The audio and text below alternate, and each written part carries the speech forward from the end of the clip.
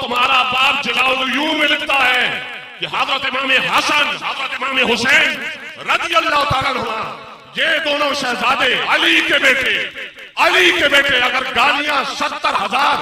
मिंबरों से जलवाई जाती थी तो शहजादों के कानों तक तो पहुंची होंगी। जलालुद्दीन में लिखा गया कि हजरत इमाम हसन, हजरत इमाम हुसैन रज़ियल्लाहु ताला अन्हुमा दोनों शहजादे उस रकम से अपने कर्ज भी अदा करते थे।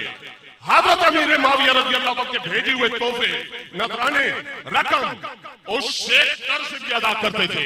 अपनी जात पे भी खर्च करते थे, बीवी बच्चों पर भी खर्च करते थे, अपने खानदान पर भी खर्च करते थे। इमाम हसन हुसैन रज़ियल्लाहु ताला अन्हुमा का तोहफे कबूल करना, उससे कर्ज अदा करना, उन्हें अपनी जात पर, बीवी बच्चों पर, खानदान पर, साथियों पर खर्च करना, ये दलील है इस बात की कि आज भी और क़यामत की सुबह तक अगर सच्चा